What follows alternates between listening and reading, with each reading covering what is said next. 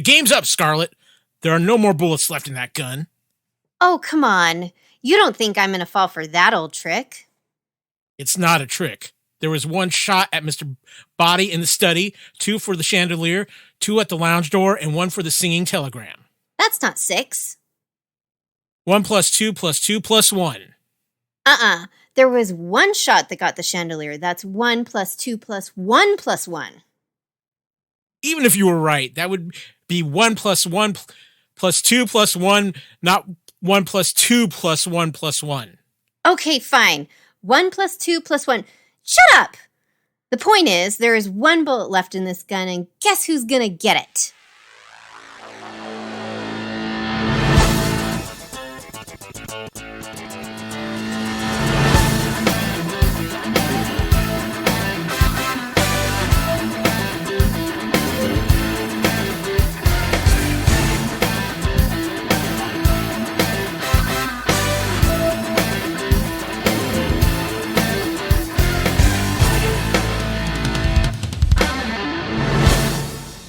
Welcome to Couch Potato Theater here on the Fandom Podcast Network. Couch Potato Theater is the podcast that features cult classics, guilty pleasures, and fan favorite films here on the Fandom Podcast Network. These are the films that are just so good, even though you may own a digital copy or a Blu-ray or even a Criterion collection of this movie. If it pops up on your television, you're going to watch it no matter what scene you're in, and you're just going to sit back and enjoy it. And that is what the definition of this show is all about. My name is Kyle Wagner. I'm your host here for this very special Couch Potato Theater here on the Fandom Podcast Network, as we are proud to present the 1985 film Clue.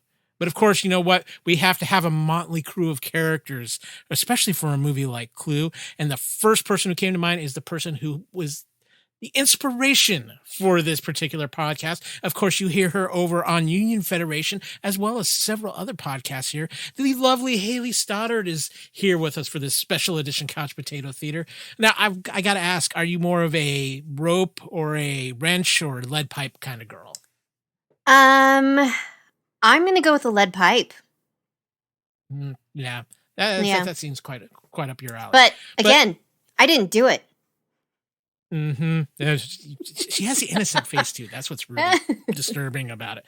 But we have a new voice here on the Fandom Podcast Network. Somebody Miss Hayley invited to join us, and we are more than glad to have him here to talk about this great film. Carl Wagner is here. Carl, welcome to the Fandom Podcast Network, and welcome to Couch Potato Theater. Thank you so much for having me. I can't wait to talk about this film. It's one of my favorites. So, we've gone back and forth numerous times on Twitter. Many times. Like sending GIFs back and forth from this movie. Yeah, there are a lot to be had from this movie. So I want to thank everybody for joining us. But before we get started about finding out who done it, let's tell you where you can find not only Couch Potato Theater, but all the great shows of the Fandom Podcast Network. And it all starts on our master feed on fpnet.podbean.com. Of course, too, you can download the Podbean app and search for the Fandom Podcast Network. You can also find us on Apple Podcasts, Stitcher, Google Play, Spotify, and iHeartRadio. Of course, visit our Facebook page, too, where we try to keep you up to date with all the latest happenings in fandom. Just search for the Fandom Podcast Network. You can also email us directly with your theories of whodunit. You can email us at fandompodcastnetwork@gmail.com. You can follow us on Instagram at Fandom Podcast Network and on Twitter at FanPodNetwork. Of course, I'm Kyle. You can find me on Twitter at AKyleW or on Instagram at AKyleFandom. Hayley, where can people find you on social media these days? You can find me on our Facebook group, but you can also find me on Twitter. I am at Trekkie01D, and if you would love to have a conversation just in Clue GIFs, I am down for that. And Carl, where can people find you in the great digital world? You can find me poking around on Twitter as well. My handle is at Listening to Film. It's also the name of my blog, listeningtofilm.net. Definitely check that out, because I've heard stories and I've seen the Clue exchanges back and forth. It gets interesting. But there are a couple of ways to support the Fandom Podcast Network as well. Of course, we love reviews, especially 5-star reviews on Apple Podcasts. Every review we get there gets us more noticed out there. So again, we love those 5-star reviews, but we love the reviews in general because, as always, we strive to make better podcasts to feed your ears around here.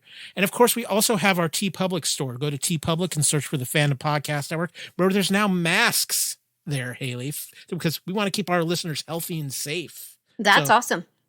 I think a Union Federation mask would look good on you, Hayley, and disguise you for some of your nighttime we wonder about activities. So yes, indeed.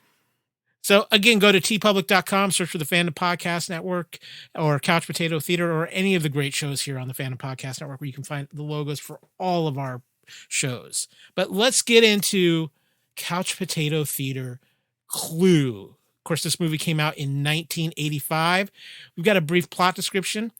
This movie is about 7 guests, a butler and a maid who are all involved in a series of murders. The guests all meet at Hill House, where you learn that Professor Plum works in Washington, D.C., where everyone else lives. Colonel Mustard is a client of Miss Scarlett's, who is the ex-employer of Yvette, the maid, who had an affair with the husband of Mrs. White, etc., etc. Blackmailer Mr. Body gives each guest a weapon and tells him or her to kill Butler Wadsworth to avoid being exposed. Add in Mrs. Peacock's craziness and Mr. Green's clumsiness and meet a whole group tangled in a web of murder, lies, and hilarity. Even the plot description is hard to read for this. Yes, it definitely is. I love this. So poster's just so fun. Yeah. No, go ahead, Hayley. Give us some thoughts on the poster because it is a very fun poster. Well, it definitely is. It's kind of got almost like a game type feel to it. And, there's the line. So Clue is my favorite board game. I have loved this game my entire life. And when you're playing the game, you have to say, all right, it was so-and-so in the room, whatever room you're in, with the whatever murder weapon. And so I love that they've put this on the movie poster. It is fantastic. And I love the characters. They're all in the windows. Hilarity. I love it. What about you, Carl? Any thoughts on the movie poster? No, I totally agree with what Hayley said. I think it does a great job of setting up the way that it's come from the game. There's the tagline. It's not just a game anymore, which is clearly a tie-in. I don't think there's ever been a movie that has been based off of a game or something like that has worked quite as well as this one has. I guess a murder mystery tends to lend itself well to a movie or a story like this. But I love this, the way it's, the little labels. It looks like one of those pages out of a book that you open the windows to see the little pictures underneath and stuff. It looks cool. Yeah, I also love the fact that they're in each of their pictures is one of the possible murder weapons. Mm-hmm. Mm-hmm. So that just makes it great. And I remember seeing this actually at the theater. I'm like, they're doing a movie about a board game. But it was a very cool poster. But Hayley, would you be so kind as to tell us some of the movie taglines that this had? Because this had several fun ones. So, the movie that makes a scene of the crime. That one's interesting. I like that it's not just a game anymore. Like, that really lends to you're like, all right. Was it just a game? Murder, madness, mysteries, and mayhem. More fun than you can imagine. I agree. 7 suspects, 6 weapons, 5 bodies, and 3 endings. And Cluedo, it isn't just a board game anymore. Because that's the original version of, and in UK they call it Cluedo instead of Clue. Yeah, no, I think the best one is it's not just a game anymore. Mm-hmm. I think that just really nails it home. But they're all have some fun ones. Carl, any of these stand out for you? No, I think they picked the right one for the poster. Some of them get a little long. The 3 endings one I'm curious about, just because I could be wrong, but I think when they first released it, you only got to see one of the endings. Yeah, and it was kind of a random thing. So yeah. I mean, it makes you want to go back and see the film again a couple times to make sure you get to see all the 3 different endings that you don't get going into the theater. Oh yes, we will be discussing that. But let's talk about where the first time was that you saw this and the effect you had it on the first time that you saw, what kind of effect it had you. What do you think of the film? And Hayley, since you are the one who brought Clue to us, I'm going to go ladies first. So I honestly don't know. I was 3 when this movie came out. So obviously I didn't see it in the theaters. I'm pretty sure that I more than likely rented it from Blockbuster when I first saw it. I can guarantee you, just because I do love the game. And so that's more than likely. And I just loved it ever since. Anytime it was on television, I would watch it, rented it. I'm sure more than one time. And now I own it on DVD, and I know it so much that my kid watches it and I don't even have to be watching it. And I'm saying lines and whatnot. So it's fun. But I love Carl, it. I love this movie. Carl, what about you? When was the first time you saw Clue? So I'm having a hard time remembering exactly when it was too. I do remember playing the game a lot as a kid with my parents, and I'm pretty sure they recorded it off of like Showtime or something back when people did those sorts of things. I know I was pretty young in that I didn't get a lot of the more risque stuff that they, the dialogue and things. I didn't quite get all of that when I was a kid. In thinking back, I'm kind of surprised that my parents let me watch it when they did. But yeah, I was, I'm going to guess maybe 8 or 9, something along those lines. Maybe a little younger. But I'd been a big fan of murder mysteries in general. My parents were the type that would watch all of the BBC murder mystery shows, the Poirots and the Sherlock Holmes and those types of shows on TV. And my mom was a big Murder, She Wrote fan too, for all the years that was on. So I grew up watching these types of murder stories. So I was really interested in the movie, plus because it was a game. And just the fact that it's absolutely a hilarious movie. and it's one that I've seen countless times since. And I never hesitate to have an excuse to put it on whenever I just feel like watching something fun. Yeah, no, I feel like the old man in the room. I think I was 10 when this movie came out. Sorry, Kyle. It's okay. I actually did not see this movie until it hit video too, and I think that's where a lot of people saw this. I know it didn't do that great in the theater, and I think it got the cult following on home video. This is an example of a lot of 80s movies that really maybe not that strong in the theater, but developed a huge following on video. But I remember seeing this for the first time, and it's at such a kinetic pace too. It's so frantic, and we'll get into the cast, but I mean, Tim Curry is just amazing in this film. This is, to me, one of his most memorable films. And, you forget just how star-studded the cast is when you consider the actors of the 80s and with this cast. And I know we're going to get into that, but first I want to ask you guys too, what are some of your favorite scenes? Carl, you're the new man here, so I want to give you a crack at this first. So this is a bit of a cheat. I love all of Mr. Green's scenes. Michael McKean, I think, is the MVP of this movie, as far as I'm concerned. Just the way he plays this character, and then the way he's revealed at the very end of the movie just hits all the right notes for me. I love, and just the whole last back end of the movie when it's Tim Curry running from room to room, explaining how everything happened and what went down, and just the people trying to keep up with him and everything. I think it's just the way it's staged and everything. I just love it all. Hayley? It's so hard to say a favorite scene because I love everything in this film. The pacing is wonderful and all the characters are just so funny and interesting.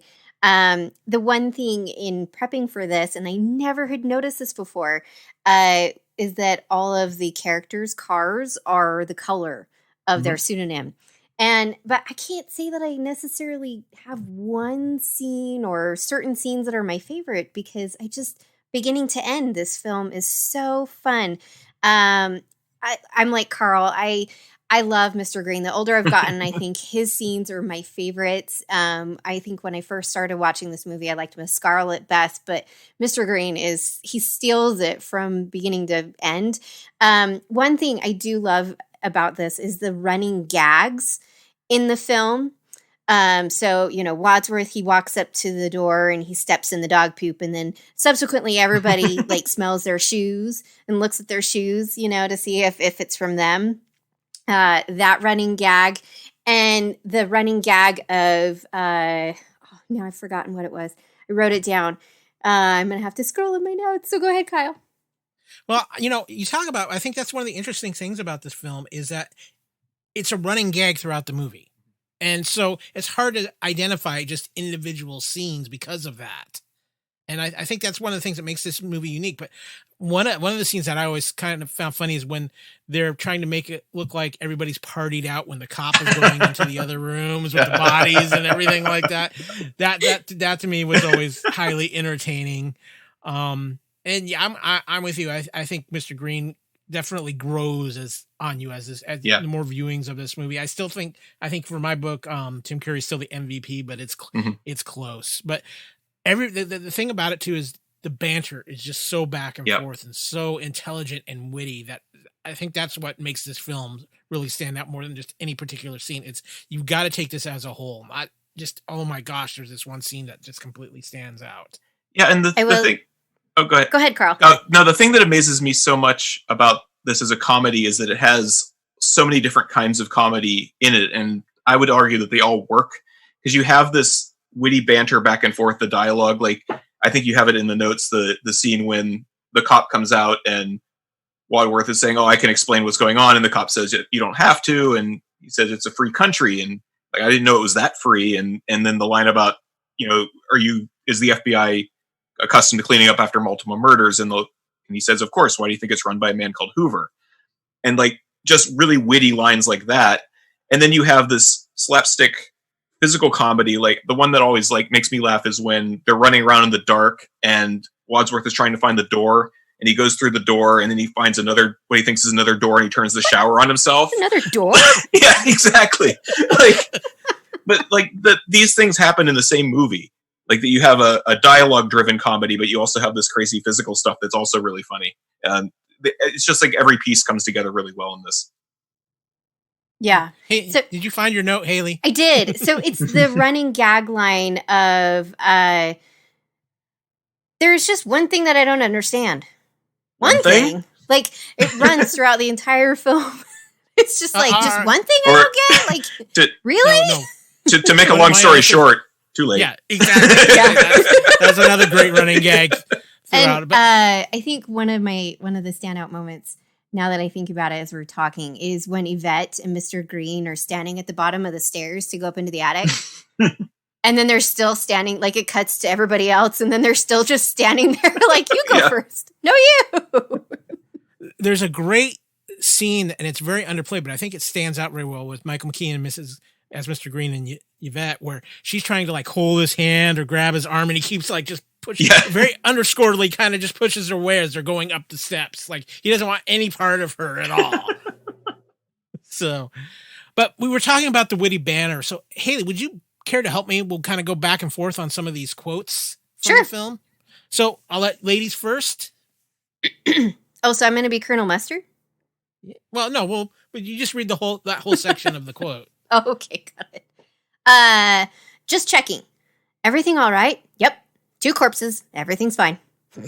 That says so much about that movie. This movie just right here. But to me, this is one of my all-time favorite quotes of the film. They all did it.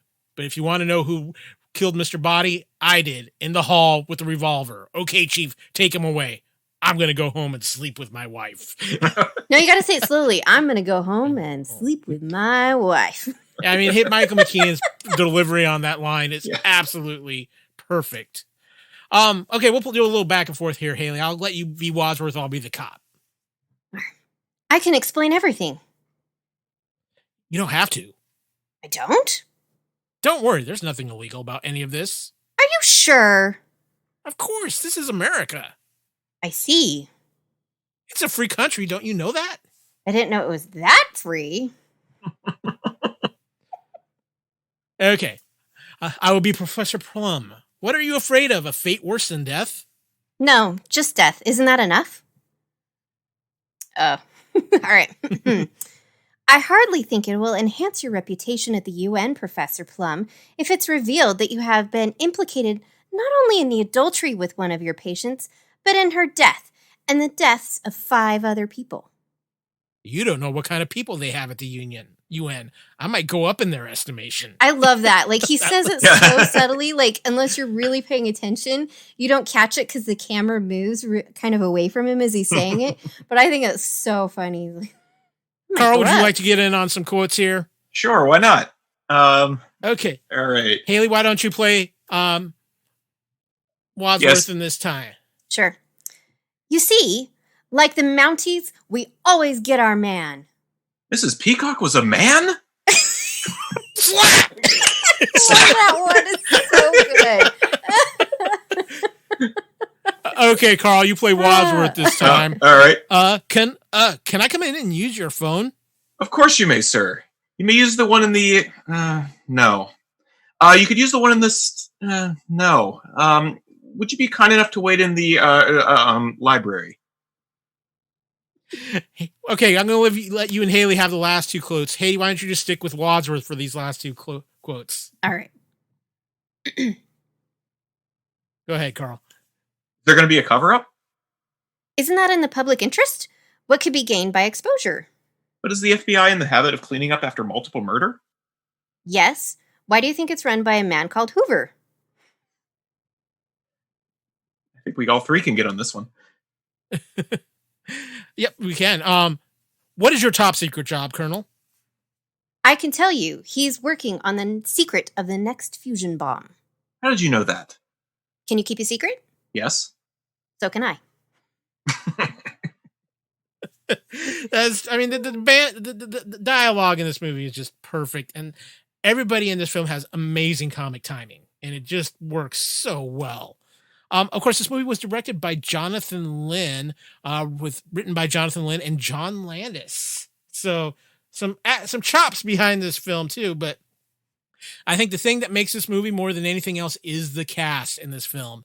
And we start with Eileen Brennan as Mrs. Peacock, Tim Curry, of course, as Wadsworth, Madeline Kahn as Mrs. White, Christopher Lloyd playing Professor Plum, Michael McKean as Mr. Green, Martin Mull as Colonel Mustard, Leslie Ann Warren as Miss Scarlet, Colleen Camp as Yvette, Lee Ving as Mr. Body, Bill Henderson was the cop, Jane Widland was the singing telegram girl, Jeffrey Kramer was the motorist, and Kelly Nakahara was the cook. And of course, we cannot forget one Dr. Johnny Fever, Howard Hessman, uncredited as the chief. You ever given any thought to the... sorry, go ahead. No, I was just going to say, this cast is phenomenal. Go ahead, Carl. No, it's too late. I was just saying, have you ever given any thought to the kingdom of heaven? So, okay. At hand. You ain't whistling Dixie. There you go. Okay, so the truth of the matter is, most people, when they think of this movie, they think of Tim Curry first and foremost. I think that's a safe assumption. Yeah.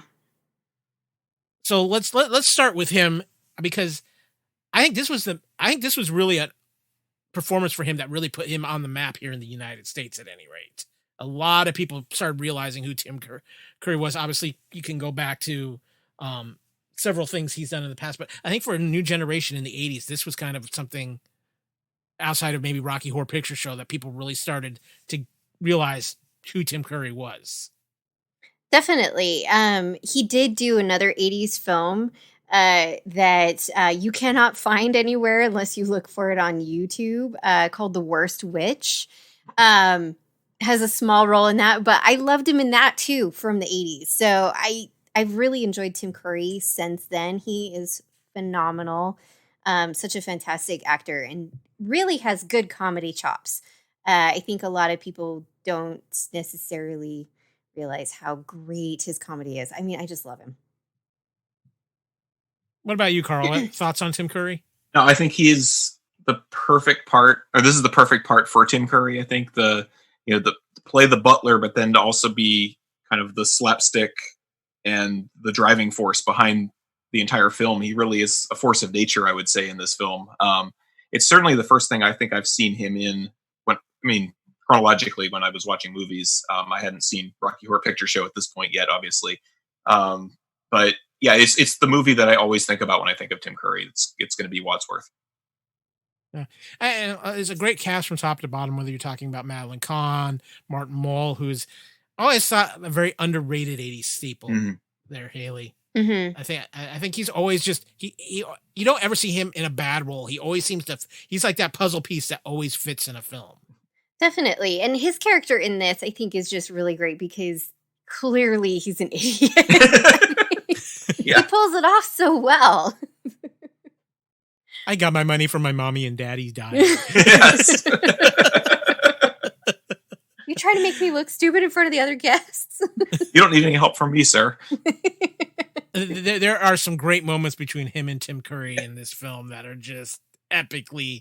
I mean, you're just laughing because it's just so insane between those two. Yes, definitely. Yeah. I love the bit with is there anybody else in the house? Yeah. Are we sure there's anybody else on the podcast, Hayley? No. Yes. No meaning yes.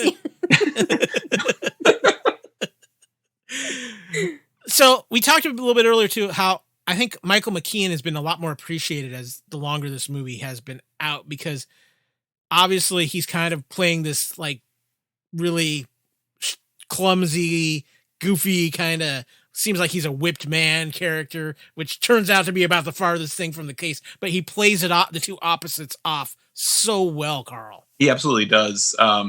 And, as Hayley keeps saying, that the through line, the running gag of him saying, I didn't do it, or I told you I didn't do it, or those sorts of things. 8 times, I'm being told 8 times he says that. And it turns out he's always the one who never is involved in any of the murders other than the very last one, I guess. But to see the way he kind of shrinks inside himself and just is like this little shell of a guy for most of this film. I love, there's that great little clip, and it's in a GIF that I've sent multiple times, where he's there with the cop in Wadsworth when the cop comes out after talking on the phone, and at one point Wadsworth just looks back at him and he puts this stupid smile on his face, like, yeah, exactly. And it's just, his timing is great. We have Christopher Lloyd in this movie, Hayley. And I think one of the most interesting things with Christopher Lloyd is he is now so identified as Doc Brown. You forget all the things that he's been in. Yeah, no, Christopher Lloyd. I did not expect him in this role. And he's so well known for, obviously Back to the Future. What did you think about him playing Professor Plum? So this is going to sound silly, I didn't even recognize him for the longest time. So I grew up with the Star Trek films. So first time I saw Christopher Lloyd was playing the Klingon in Star Trek 3, and then shortly after that as Doc Brown. And he's one of those guys that just can disappear into a part and be. Now I recognize him, of course, but at the time I had no idea it was the same guy. And to play this, I would say, sex-starved psychiatrist in some ways is such a departure. He's always just hitting on people left and right, and he had the affair with the singing telegram girl, and who knows what else. He's trying to put the moves on Miss Scarlet multiple times, and he's just great. I could say that about everybody, I think, in this cast, though. It's you and me, honey bunch. Okay, I want to ask Carl something, because Hayley and I had this conversation before we started the podcast tonight. I want to talk about Miss Scarlet, because how easy is it to mistake Leslie Ann Moore for Susan Sarandon in this movie? Because she looks like she's just been cloned Susan Sarandon in this film. Absolutely. No, I agree with you. I probably wouldn't have known who Susan Sarandon was the first time I saw this, but yeah, I can definitely see what you're saying with the hair the way it is, and the outfit she's wearing and everything. Yeah, definitely.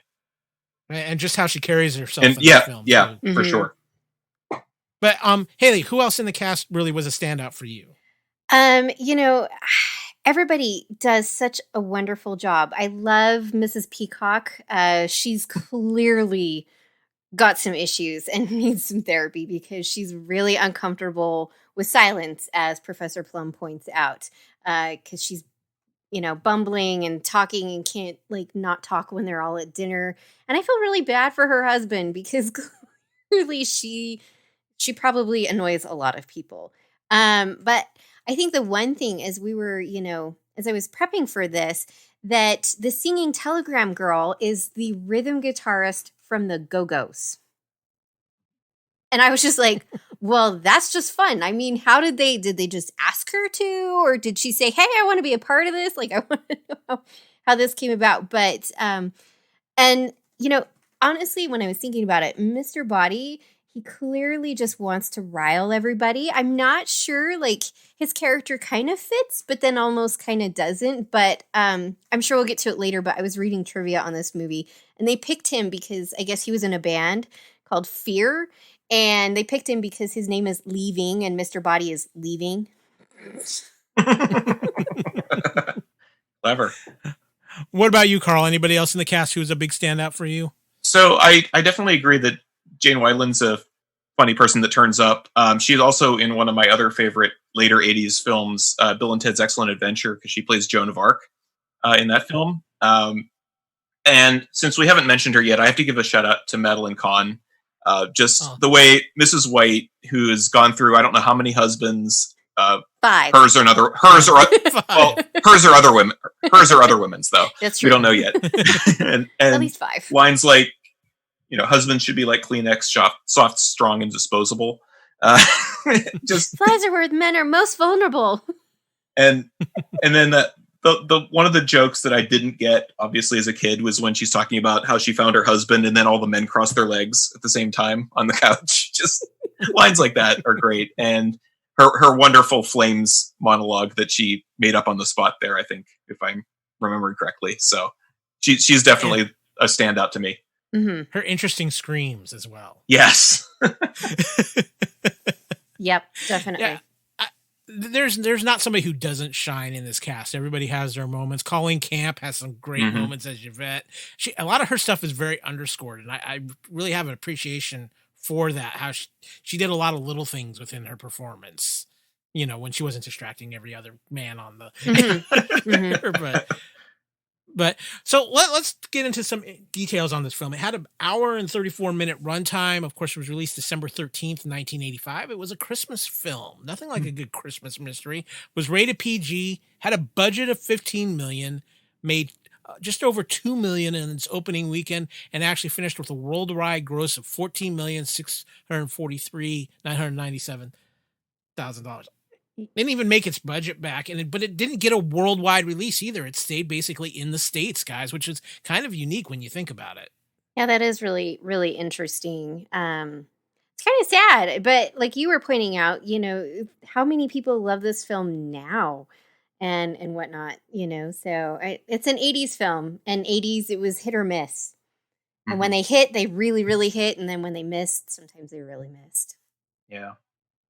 Yeah, again, I go back to the phenomenon of a lot of 80s films where they were better than most people remember them and got that second wind in VHS at that time. So, but let's talk about some of the reviews and critical response to Clue. The film was initially received with mixed reviews. Janet Maslin of the New York Times wrote negatively of the film and stated that the beginning is the only part of the film that is remotely engaging. After that, it begins to drag. Similarly, Gene Siskel of Siskel and Ebert, and of course of the Chicago Tribune, gave the film 2.5 out of 4 stars, writing, "Clue offers a few big laughs early on, followed by a lot of characters running around on a treadmill to nowhere." Yeah, that's more appropriate than you realize.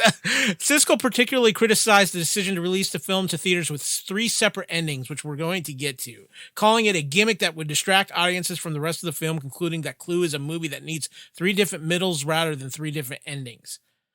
Our good friend Roger Ebert of the Chicago Sun-Times gave the film a 2 out of 4 stars review, writing that despite a promising cast, the film's screenplay is so very, very thin that the actors spend most of their time looking frustrated as if they'd just been cut off right before they were about to say something interesting. On Siskel and Ebert at the Movies, both agreed that the A ending was the best while the C ending was the worst. We'll get to these endings.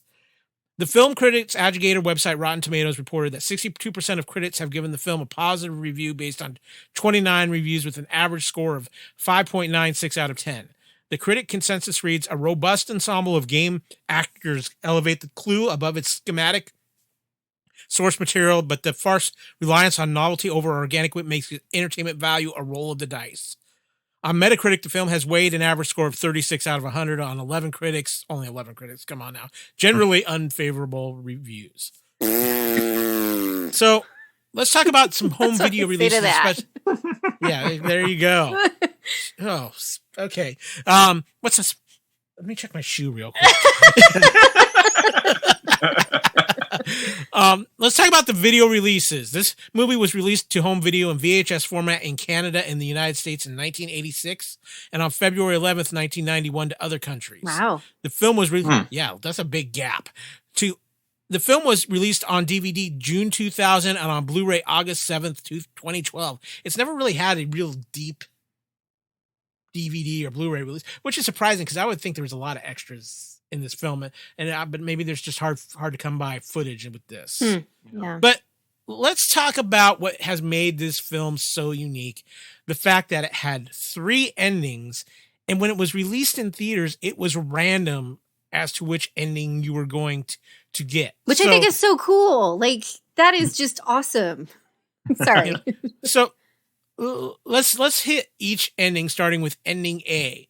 Yvette murdered the cook and Mr. Body on orders from Miss Scarlet, for whom she once worked as a call girl. Scarlet then killed Yvette and the other victims, planning to sell the guest secrets. Scarlet prepares to shoot Wadsworth, who asserts there are no more bullets, and disarms Scarlet as law enforcement raid the house. The evangelist, revealed to be the police chief, congratulates Wadsworth, an undercover FBI agent. Wadsworth attempts to demonstrate the revolver was empty, but a remaining bullet brings down the chandelier, narrowly missing Mustard. Mm-hmm. So that was ending A. Mm-hmm. Ending B. Mrs. Peacock killed all the victims to conceal her taking bribes from foreign powers.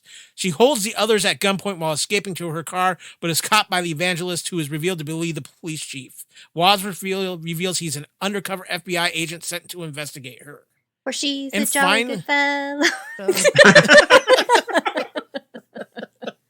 Which nobody can deny. Ending C. Professor Plum missed Mr. Body with the gunshot, but later killed him with the candlestick. Mrs. Peacock stabbed the cook, her former employee. Colonel Mustard bludgeoned the motorist, his driver, during World War II. Mrs. White strangled Yvette out of jealousy and hatred for the latter's affair with her husband, and Miss Scarlet clubbed the cop whom she was bribing. Wadsworth reveals he shot the singing telegram girl and is the real Mr. Body. Plum killed his butler. With his accomplices disposed of, he planned to continue blackmailing the guests. Mr. Green kills Mr. Body with another gun, revealing he is an undercover FBI agent. He brings in the chief to arrest the others, declaring, "I'm going to go home and sleep with my wife," revealing that his earlier stated homosexuality was merely part of his cover. So here's where it gets interesting.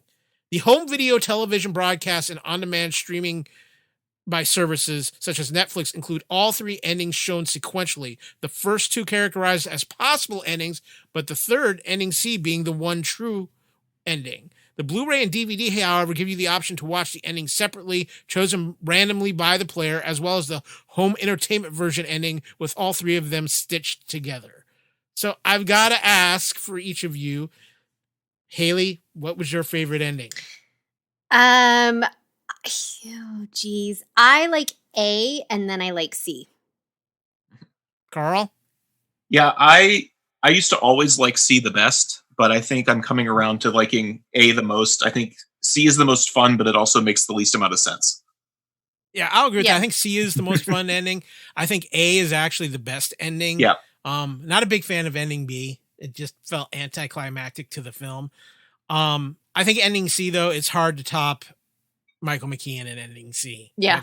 And Tim Curry's talking about what a good shot he is. Mm-hmm. But I mean, so what do you?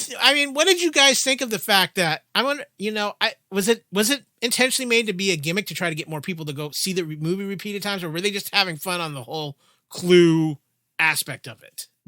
I think it's both. I think they were really truly having fun, and didn't necessarily want to release all 3 endings, like we get now with your Blu-ray or your DVD. And so to make it more fun, but also to kind of shorten the film and maybe keep it at a time frame in the movie theaters, a certain time. So I think it's both. What about you, Carl? What are your thoughts on that? Yeah, I definitely think it's both. I mean, it's a clever way of, if people like the movie, to get them to go see the movie 2 or 3 times just to find out what the other endings are. I don't know how successful that was. It sounds like, at least critically, it didn't work out that way. And I'm glad that the way they did it on the VHS tape is they managed to stitch them together and gave you all 3. I actually have the DVD, and the funny thing is, every time I've tried to do the random choice, it always ends up being ending B. So I don't know if there's a glitch on my disc or what, but that's the only ending I ever get that way. I do like hitting the random one, and because you never know which one you're going to get. I think I get A more than I get the other 2. Okay. Yeah.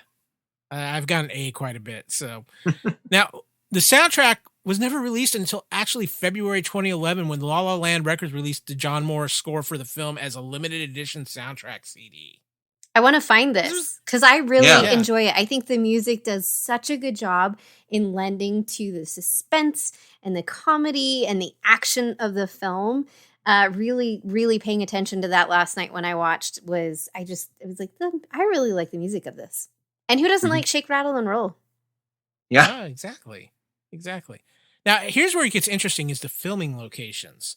Clue was filmed on sound stages at the Paramount Pictures Film Studio in Hollywood. The set design is credited to, I'm going to butcher these names, I already can see it coming, Les Gobbergreg, Gene Nolan was, and William B. Majorand. That's just not right. It's not fair. I'm going to say that right now. The set decoration by Thomas L. Roysden. To decorate the interior sets, authentic 18th and 19th century furnishings were rented from private collectors, including the estate of Theodore Roosevelt. After completion, the set was bought by the producers of Dynasty, who used it as the fictional hotel, the Carlton. All the interior scenes were filmed at the Paramount lot, with the exception of the ballroom scene. The ballroom, as well as the driveway gate exteriors, were filmed on location at a mansion located in South Pasadena, California. The site was destroyed in a fire on October 5th, 2005. Exterior shots of the Pasadena mansion were enhanced with matte paintings to make the house appear much larger, and these were executed by matte artist Sid Dutton in consultation with Albert Whitlock. The house is just as much of a character in this movie as the actors are. This is kind of house you almost would like to live in and find all these secret passages and everything like that. It's like, it's a little creepy, but it's kind of cool too. Definitely. I think that would be really fun. Although I wasn't crazy about the lamp, but clearly the pole of the lamp was a snake. I don't know if you guys caught that. I was like, not a fan of that. No. You just know your daughter would be driving you nuts running through secret passages. Probably. What about you, Carl? Would you want to live in the Clue house? I don't know if I'd want to live there. I would definitely enjoy visiting and hanging out and checking it out. And I love the way that they basically, at least on the main floor, completely recreated the board game, because the board is laid out exactly the same way. The secret passages go to the same places that they do in the movie. It's just a clever way of tying it back again to that board game roots that it has. And the parquet flooring. Yeah, and the parquet flooring, exactly. Can ever beat a good parquet floor. No. Well, we're going to take a quick break, and when we come back, we're going to have some trivia on Clue. So just sit back, relax. We're going to tell you what else is on the Fandom Podcast Network.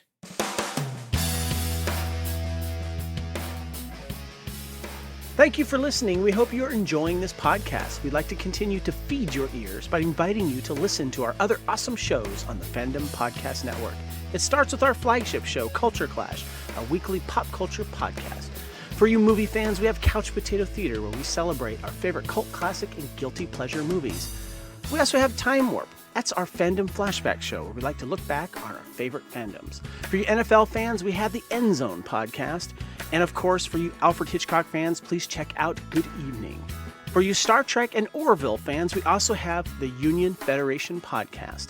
And for you hard rock metal fans, we have Hair Metal, the 1980s rock metal podcast. Doctor Who fans, we've got one for you as well. We have Type 40, our Doctor Who podcast. If you're a fan of 1980s action films, please check out Lethal Mullet. And our newest show, we have a Star Wars podcast called What a Piece of Junk. You can enjoy all of these great Fandom Podcast Network shows on our master feed at fpnet.podbean.com. The FPNet can also be found on the Podbean app. The Fandom Podcast Network can also be found on Apple Podcasts, Stitcher, Google Play, and Spotify.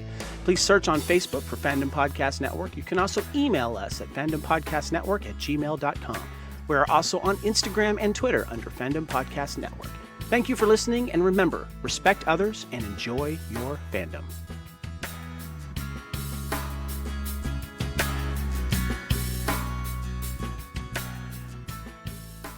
Well, we hope you're enjoying everything that we're putting out as we try to feed your ears, especially during this lockdown and quarantine time, as you try to find different forms of entertainment, because I know the TV's getting a little thin these days. So let's talk some trivia, though, because there's some very interesting trivia to talk about. We talked about this a little earlier. A different scene was shown at ending was shown at each theater. In some cities, the newspaper print ads indicated which version was being shown at each theater. That's kind of interesting in the aspect of maybe because it gave people a chance to go see it again and make sure they were getting something different, Hayley. Yeah, I think so. Definitely. You know. And Carl, you kind of brought this up earlier. This is the first movie based on a board game. Okay. It's probably better than any video game movie that's been ever been made. So I agree. Yeah. Yeah. A little bit of casting. What if John Cleese was considered for the role of Wadsworth? He's too funny. Yeah. I don't think he could have pulled off like the serious funny enough. Although he is hilarious. Yeah, he is hilarious. Tim Curry's facial expressions really work so well in this movie too. We brought it up a little earlier too. Madeline Kahn's short "Flames on the Side of My Face" monologue about her hatred for Yvette, the French maid, was completely ad-libbed. So good. Flames on the side of my face. Breathing, breathless. Now, this is one that I find very interesting, especially for our Star Wars fans who listen to this. According to an interview with writer and director Jonathan Lynn, after a screening on the 25th anniversary of the movie's release, Carrie Fisher was originally cast as Miss Scarlet until she ended up in rehab for drug addiction 4 days before filming started. Fisher called Lynn and agreed to a work furlough, which received approval of her clinical doctors and the producers, but was vetoed by the production insurance company, forcing Lynn to dismiss her from the project. Leslie Ann Warren was a last-minute replacement. And I think it worked out well. It's so crazy. When I read that one, I was like, wow, wait, Carrie Fisher? I mean, all actors, for the most part, want to do comedy if they feel that they have the chops for it and they want to do it. So I don't know if I can picture that. No. I've seen her do some comedy. She is capable of pulling off some comedy, Carl. No, I agree, but the comedy I've seen her do is not quite the same. The character would have been very different, I think, and I'm having a hard time picturing that. Mm-hmm. Yeah, I don't know if Carrie Fisher could have had the vampness to her that Leslie Ann Warren carried with this character. Yeah. So she would have played the ending, the A ending where she was the murderer, I think, really well. I struggle with the vampy part. Yeah. Bit, though. Yeah. Yeah. And I think this one is actually very timely relative. Professor Plum indicates at dinner that he works for the World Health Organization, part of the United Nations organization, which means he works for Uno Who.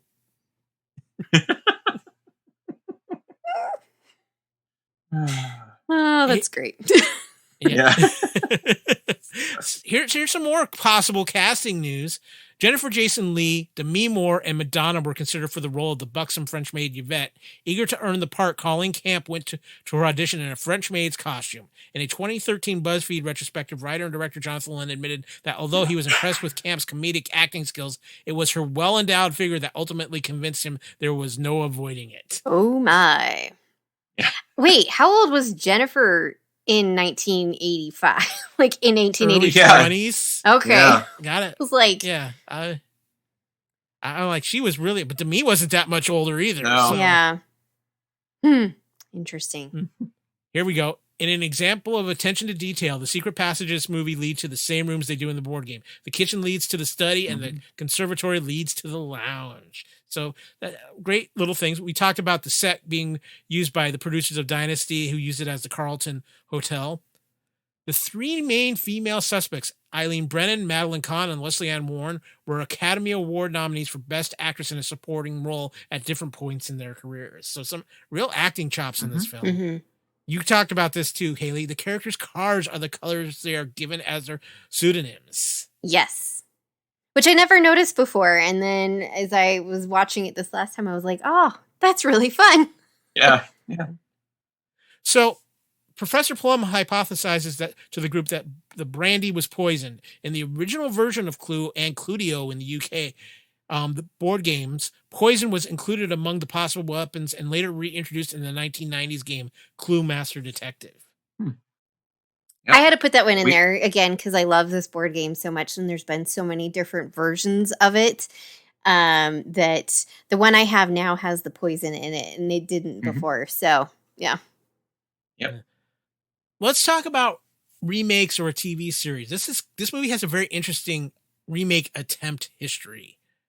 Universal Studios announced in 2011 that a new film based on the game was being developed. The film was initially dropped, then resumed as Hasbro teamed up with Gore Verbinski to produce and direct. In August 2016, the tracking board reported that Hasbro had landed at 20th Century Fox with Josh Fieldman producing for Hasbro Studios and Ryan Jones serving as the executive producer, where Daria Krekic was overseeing for Fox. The film would be a worldwide mystery with action-adventure elements, potentially setting up a possible franchise that could play well internationally.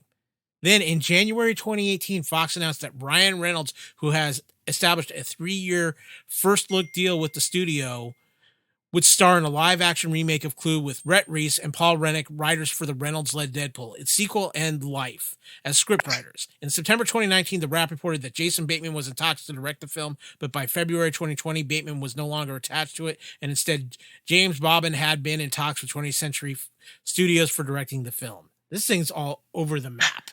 Lots and lots of talk. That's all I see, and that's perfectly fine with me, because again, I think this is one of those films, like, just leave it alone. You don't need to remake it to reintroduce it to people with, with actors who are hit and now, I really hate this culture of like, let's just remake a movie with newer actors and put it back out there. Sometimes it's great, but then sometimes not so much. And I love this film way too much to see that happen.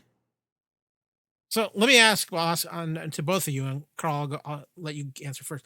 If they were to do a remake, if they were finally able to get something on the ground, do you think it would work better as a movie, or would you like to maybe see them make it as a short episode, maybe it's like 6-7 episode TV series, where maybe they could go into a little bit more backstory of each character? So first of all, I'm with Hayley. Like, just don't do it. Period. I can agree there. If they had to do it again, I would prefer it just to be a movie. I almost feel like a film like Knives Out that just came out last year kind of fits that mold well enough that you can do something kind of like a Clue movie, but not. And this movie got a bad rap for having a thin script. I don't know how you would stretch this out for multiple episodes unless you just took the name as a name recognition thing and then did something completely different that had nothing to do with the game. I mean, the thing that I love about this movie is that it's Clue. It's based on a board game, and that board game does play out over the course of a 90-minute film, and it works great. So I don't know how you would improve upon that other than attempt to make money off of it. What do you think, Hayley? I can see what Carl's saying. I think that, if you wanted to do something as far as like a short season, it would have to be just like a 1-season thing and just a couple episodes. You could maybe go a little bit more into the whodunit kind of stuff, but it'd be really hard to add more to the script, I think, and make it still work. So as far as like a film goes, I really would just rather them not make a new one. Just because I think I haven't seen Knives Out, but it's on my to watch list, and I've heard that it's really great and kind of that whodunit kind of style, and make something new in a whodunit style. Yeah, I agree with the Knives Out feeling on that as well. Well, I think they're still going to eventually remake this because that's just what Hollywood does. Yeah. I'm interested if Ryan Reynolds has a chance because I could see him playing like a Mr. Green or something like that. Mm-hmm. But yeah. It'll be interesting. But here's something interesting. They actually did a novelization of this film. The novelization was written by Michael McDowell based on the screenplay by Jonathan Lynn. There was also a children's adaptation entitled Paramount Pictures Presents Clue, the storybook, written by Landis Lynn and Ann Matthews. Both adaptations were published in 1985 and differ from the movie in that they feature a fourth ending cut from the final film. In this ending, Wadsworth says that he killed Body as well as the other victims, and then he reveals to the guests that he has poisoned them all so there will be no witnesses and he will have committed the perfect crime. As he runs through the house to disable the phones and lock the doors, the chief detective, who had earlier been posing as an evangelist, returns, followed by police who disarm Wadsworth. Wadsworth then repeats the confession that he had given earlier to the guests, physically acting out each scene himself. When he arrives at the part about meeting Colonel Mustard at the door, he steps through the door, closes it, and locks it, leaving all the guests trapped inside. The police and guests escape through a window while Wadsworth attempts to make a getaway in a police squad car, only to hear the growling of a Doberman Pinscher from the back seats. I did read about this, that there was like a fourth ending, but they felt it was a little too gruesome, so they decided not to add that. And also, I think in ending B, the chief was actually supposed to have shot Mrs. Peacock, and they determined that probably was a bit much, so they cut that out. So obviously when we talk about merchandise and games for this movie, I think we know exactly what we're going to be talking about, and that is the actual board game of Clue. Little history on it. Cluedio was developed in 1943, manufactured by Waddington's in 1949. It has had several reiterations since then and is currently owned by Hasbro. In the 1950s, it was marketed as the Great Detective Game, and in the 1960s, it was Parker Brothers Detective Game. It was relaunched with a new version in 1972. Both Waddingtons and Parker Brothers have produced their own versions between 1949 and 1992. 8 editions of Clue were produced in the U.S. 1949, 50, 60, 72, 86, 92, 96, 2002. But only 3 editions of Cluedio were released in the UK. 1949, 1996, and 2002. I think there's a lot more versions of Clue these days than just that, Hayley. Well, yeah. Well, there's all the, there's Harry Potter Clue and Walking Dead, because it's much like Monopoly. You have to have like all the TV shows of it. But if you want to break it down to the bare bones of just the game itself, the basic premise of this game, that's how many editions. Like I have a Downton Abbey Clue, but the premise of the game isn't the same in these television, TV show versions of the games. I actually grew up, we had the 1972 version. And I love the board game. Listeners, go take a look, Google the game, and look at the different boards because they're all a little bit different. And so I'm on the hunt for a 1972 one because I love the style of the rooms. Like the kitchen has like this floral thing that I'm pretty sure was in the house I grew up in until I was 4 with like the awful shag carpet and stuff. But yeah, super fun. What about you, Carl? You were talking a little bit. You used to play Clue with your parents. Yeah, so I'm pretty sure we had the 1986 version of it. At least that sounds about right for when I would have started playing. We also had that Master Detective one that had more rooms and people, and it was just more stuff in the game. The game was the same; it just had more things that you could play around with, and you could like sneak looks in people's, because you had these cards that you had clues and stuff. So you could sneak a look in their hands and stuff, but it was basically the same game. But yeah, I would love to check out that 72 game. It sounds really interesting, just the layout of it. Yeah, the 72 one was really fun. The lead pipe, I remember, kind of had like a little dent in it. Yeah, had the little bent. Yep, had the little bend in it. And I think that one I loved the look of it. The box was fun because the boxes all had it's basically the same look to them for the most part. They just kind of updated the clothing a little and whatnot and how people were looking on the box, but it's super, super fun. I think, the one I've got now has it's got some interesting stuff. There's a trophy and a dumbbell. There's a spa, and the rooms are kind of different too, which is kind of sad. I loved the original. Just give me the original rooms that they had, but it's still such a fun game. One of the things I always remember about the Clue board game too was the player cards and the actors that they would always get, because at least especially in the 80s, it was always like an actual person in that they took a picture photo of for the role. I know there was some where it was a drawn picture or something like that as well, but usually it was always a photo of somebody, and they were just so outrageous. Yeah. Did you play, Kyle? Did you play that game? Do you remember playing it? I played it a few times. The problem I had with it was it was not a board game my parents never readily play because my dad was a cop and my mom worked in the court system. So yeah, they were not. I think that was just a little too close to home for work purposes. That's too funny. So, but now, as we kind of wrap things up here, I'd like to give each of you a chance to kind of your personal reflections on Clue and where it stands now, and would you recommend it to friends, and where would you put it in your personal collection? Carl, you've been so great to be here. Why don't you? Well, we'll start with you on this. Yeah, I mean, it's still one of those movies that I love and I always think fondly of, and I would always be happy to sit down and watch it. Um, how does it stand up? I'm wondering how much of that is just because I grew up in the 80s. I grew up with these 80s films. I wonder if somebody who is, say, 15 now, if they would enjoy it so much now just because it's kind of a quaint film versus what you get these days, I would say, in movies. It's kind of a throwback. I would certainly show it to them, and I might, give them some side eye and judge them harshly if they didn't enjoy it.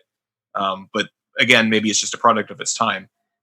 It's definitely up there in my personal collection. I've bought it at least twice now, I would say. It's one I go back to on a regular basis, especially every once in a while you sit down and want to watch something fun, and that always jumps to the top of the list when you just want to watch something fun. Hayley, I know this movie is near and dear to your heart. It is. And I first have to say, I'm not shouting. All right, I'm shouting. I'm shouting. Anyway, no, I love this movie. A couple years ago, I've had it on my DVD collection for a long time, and my kids started watching it. And I think the first time I was watching it, she was in the room. She wasn't really paying attention. And finally now she loves it and gets upset if I'm going to watch it without her. And so I think it's one of those things where, if people sit down and they watch it and they've never seen this movie before, it's just one of those films that's just going to give you some really good laughs, which, let's be honest, all right now we could use for sure. Mm-hmm. But you're going to just have some fun with it because it's silly and it's ridiculous, and that's perfectly okay. And these characters work so well together and they run with it, I think. And I can only imagine the fun that they had on set doing this film. It is definitely up in I would say in my top 20 favorite films of all time. And you definitely should check it out. I've run into people now who still have never seen this. And I get it that, if it didn't do as well as it did in theaters in 1985, that potentially a lot of people don't know about it. But I will tell people to watch this. I will even say, here, you can borrow my copy and take it home and watch it because it's just such good fun. And good family fun. My kid I think she watched this probably the first time. I don't know. She might have been 8. Yes, some of the jokes in there she's not going to get, but I watched Scooby-Doo and there was a lot of adult content in there that I didn't get as a kid. And that's okay because it was still really funny. So, now, I think you hit it on the head, Hayley. This is a cult classic film at this point, and I think that in a way makes it timeless because the setting of this movie and the time frame it takes place in is timeless. And I think that helps because it's not one of these ones that relies on the pop culture of the time or anything. So it doesn't have anything that ties it to a certain time period necessarily. Yes, there's some history involved in things they're talking about, but I think for the most part you can watch this at any time and understand the history of it. And I think it is one of the all-time great performances by Tim Curry, and I think that is always going to stand out.